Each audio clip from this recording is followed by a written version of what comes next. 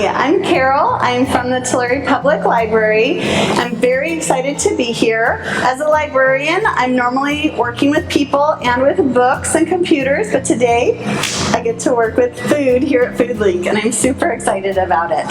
So I'm going to be making bell pepper nachos, and I got this recipe from a Women's Day magazine because yes, we have magazines at the library, and in these times it's really nice to know that we also have our magazines online. So if you go to our website, which is tularepubliclibrary.org, you can use Flipster to digitally check out magazines. And so in the Women's Day magazine, this is the November issue, we have a registered dietitian who suggested this recipe. Her name is Joy Bauer, and the reason that she suggested this one is for immunity, because I learned this, that bell peppers have more vitamin C than oranges.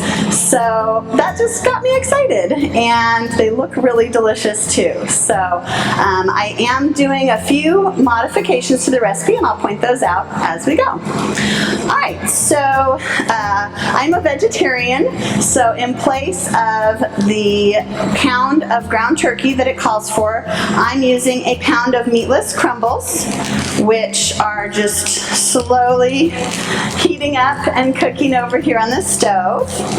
The other thing that you're going to need are 6 bell peppers.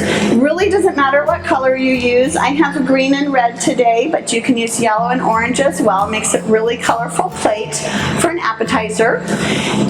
You're also going to need 3/4 of a cup of corn. You can use frozen corn. You can get it off of the cob. I think grilled corn would be really good. So whatever kind of corn you like. Also, 3/4 of a cup of black beans. This is a can of low sodium black beans, just 3/4 of a cup. And the reason is I'm trying to cook low sodium. It's really helpful for high blood pressure and just general health all in all. And so by making a few modifications to this recipe, I'm cutting the sodium in half. The recipe also calls for a packet of taco seasoning, and I've gone ahead and used my own no salt, no sodium recipe for taco seasoning. And basically it is a mix of chili powder with no salt, onion powder, cumin, garlic powder, smoked paprika, which gives it a really nice flavor, and ground pepper. And I got that from a website, noshingwiththenolans.com, and so if you're looking for that recipe, you can find that one online as well. But it is so flavorful, and my family had no idea that this was a low sodium recipe, so that was kind of exciting, because if you can make something that's yummy and healthy, it's like winning, right? All right, I also have a cup of shredded cheese. This is Monterey Jack and cheddar, and 1 jalapeno sliced. And then later for condiment, we have non-fat Greek yogurt, salsa, and green onions. So that's to put on after you've cooked it. So just gonna stir this up while it's cooking. It's almost done. Once this gets heated up, I am gonna mix in some water and the seasoning mix. This is 1/2 cup of seasoning, but you can use as much or as little as you like. And I'm gonna mix that together and pour it over here once this is cooked. The other thing that you need for the bell peppers is that they do need to be cut in quarters. So these were halves, and then if you cut that half in half, you get like a little boat, and that's gonna be perfect for putting the filling inside. So once you've washed your bell pepper, if you just cut from the top in a circle, you can take out the core with all the seeds, because you really don't want those seeds inside. That's not going to be delicious. And we talked about how good these are. So I'm going to cut it in half, and then make sure that any extra pith or seeds is pulled out. And then I can cut that half in half to get quarters. Okay, And again, you're going to do this for 6 bell peppers, and each one of these will be filled with about 3 tablespoons of the mixture. Okay, so now that this is basically cooked up and warmed per the package, following those directions, I am going to mix. This is the water and seasoning, and you can just pour that in there and hear that sizzle. Because it's heated up, I am going to turn it down while I mix that up. And you just want all the crumbles coated with the seasoning.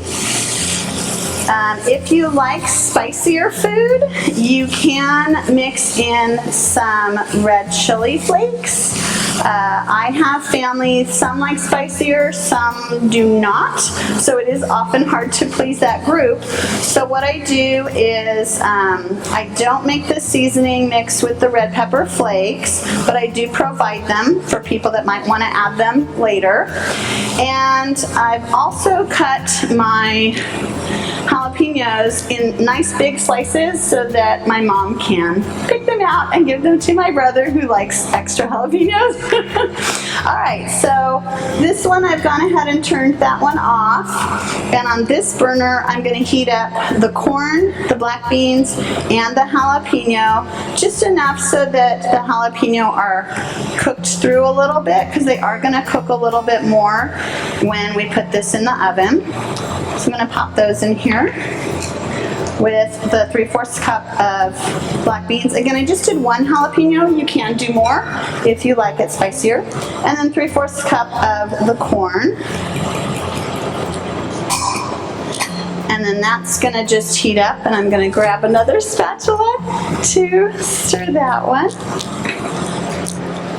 And this won't take very long, about 3 minutes for this mixture to warm up. Once this has cooked for about 3 minutes, we are going to mix it all together. The meat or meatless mixture plus the seasoning packet, the jalapenos, the black beans, and the corn.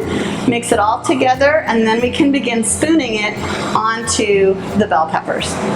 Okay, so I had mixed the vegetable mixture with the meatless crumbles all together and spooned them into each bell pepper quarter. The amount varies based on the size of the bell pepper. So for the little green ones, it was about 1.5 tablespoons of mixture. For the larger red ones, it's closer to 3 or 4 tablespoons. And to fill them, again, they're kind of like a little boat. You just spoon it on. Some of it's going to fall off. That's okay. For these red ones, I am leaving them without a jalapeno. Again, thinking about my mom. And then the rest of these I made sure had a jalapeno for the people who like spicy. And the last step is to sprinkle some cheese on top. Okay. And then this is going to go in the oven for about 8 to 10 minutes. That is the perfect amount of time for the cheese to be nice and melty. And again, the mixture's already warmed up, but it'll be nice and hot. And the bell pepper will be hot, but still crispy, which is nice because it is taking the place of a tortilla chip, right? And so you want that crunch and makes it really delicious. So I'm going to pop this in the oven for about 8 to 10 minutes, and then we'll see how they taste. Okay, so when they come out of the oven after 8 to 10 minutes, you can see the cheese is nice and melty. And Carly's going to be a tester with me. Carly, I don't know if that's spicy or not, but these do not have any jalapeno on them, so they're not going to get spicy, and the others do. And you can go to help yourself. A nice thing to serve them with is some salsa. You can use sour cream, but healthier is the not-that-big yogurt, and then some green onions as condiments. So, yeah, go ahead and grab that. And then you can just kind of dress it up. I like a little bit of salsa on that. Help yourself. And I've cut the sodium in half. So on the recipe, it does say that it has 710 milligrams of sodium, which is really high. That would be for all 4. It's a serving, all 4 quarters, 1 full bell pepper. So I'm cutting it in half. It's just 355 milligrams, which is pretty reasonable. So let's see how it tastes. I'm gonna let you try it and keep my mask on because again, we like to be safe. I can hear the crunch of that bell pepper. What do you think? All right. Well, thank you so much, Harley, for testing this for me, and I hope you try it at home. Good luck, everybody.